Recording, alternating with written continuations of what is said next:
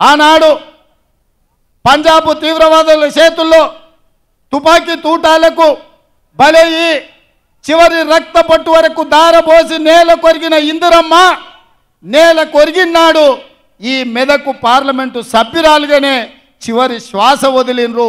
ఈ సంగతి మరవద్దు మెదకు బిడ్డలు. ఆనాడు మీ రక్తాన్ని చెమటగా మార్చి ఈ 3 రంగుల జెండాను మీ భుజాల మీద మోసి ఇందిరమ్మను పల్లకీలో పార్లమెంటుకు పంపించింది కాబట్టి ఇందిరమ్మ ఈ దేశానికి ప్రధానమంత్రి అయింది. మెదకు జిల్లాకు వేలాది పరిశ్రమలు వచ్చినాయి, లక్షలాది ఉద్యోగాలు వచ్చినాయి. ఈ ప్రాంతం అభివృద్ధి పదం వైపు నడిచింది. కానీ నరేంద్ర మోడీ ప్రధానమంత్రిగా, కల్వకుంట్ల చంద్రశేఖరరావు ముఖ్యమంత్రిగా మనకు ఏకాన ఇచ్చింది లేదు, ఈ ప్రాంతాన్ని అభివృద్ధి చేసింది లేదు. అందుకే మిత్రులారా, ఇవాళ చంద్రశేఖరరావు పని అయిపోయింది, ఆయన లేవలేకుండా పడ్డాడు. కార్ఖానకు పోయింది, ఇక తూకాణం బంద్ అయింది. తుక్కు కింద దాన్ని తూకం పెట్టి అమ్మాల్సిందే. ఇవాళ గజ్వేల్ ఫామ్ హౌస్ ముందర ఒక పిల్లగాడు తిరుగుతున్నాడు, నేను చూసిన.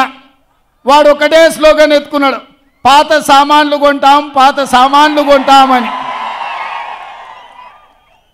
నేను ఎవరినో పంపించి అడిగిన, ఏంద్రవాడ అన్నే తిరుగుతున్నా అంటే, కారు షెడ్డుకు పోయింది కదా, ఖరాబ్ అయింది కదా, ఇక తూకం కింద పాత సామాన్ల కింద ఆ కారు కొనుక్కుంటే ఆ గిల్లలు పయ్యలు పిల్లలు ఆడుకోనికి వనుకొస్తాయని అంటున్నాడు.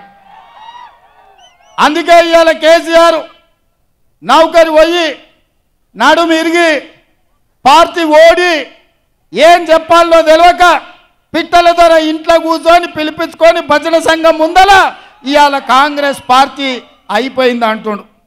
ఎట్లా అయిపోతుంది బిడ్డ? అదేమన్నా ఫుల్ బాటిల్ పొయ్యంగానే 12 పెగ్గులు పోగానే కాంగ్రెస్ ఖాళీ అవుతుంది, 20 మంది టచ్లు అంటుండు. ఎట్లయితుంది? అదేమన్నా 2 లీటర్ల ఫుల్ బాటిల్ అనుకుంటున్నా, 20 పెగ్గులు వేస్తే ఖాళీగానికే. ఈడ కాపలా ఉన్నదేవాడు బిడ్డ, ఎవడో తెలుసా? ఈడ వస్తావా? రా బిడ్డ, టచ్ చేసి చూడు. హైటెన్షన్ వైరికిన కాకి తగులితే ఎట్లయితుందో కాంగ్రెస్ మీద చెయ్యి పెడితే మాడి మసైపోతావు బిడ్డ. నీ తాతలు ముత్తాతలు గుర్తు రావాలి కాంగ్రెస్ టచ్ చేస్తే. నువ్వు అనుకుంటున్నావేమో నేను జైపాల్ రెడ్డి జానారెడ్డిని కాదు బిడ్డ, మర్యాదగా ఉండనికే బట్టలు ఇప్పదించి రోడ్డు మీద ఉరికించి కొట్టిస్తా బిడ్డ మా కాంగ్రెస్ పార్టీ కార్యకర్తలతోటి. ప్రజలు ఎన్నుకున్న ప్రభుత్వం 100 రోజుల్లో 6 గ్యారంటీలలో 5 గ్యారంటీలు అమలు చేసిన ప్రభుత్వం.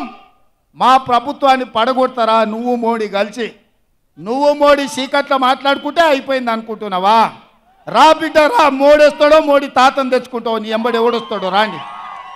ఏసాలు వేస్తున్నట్టు నువ్వు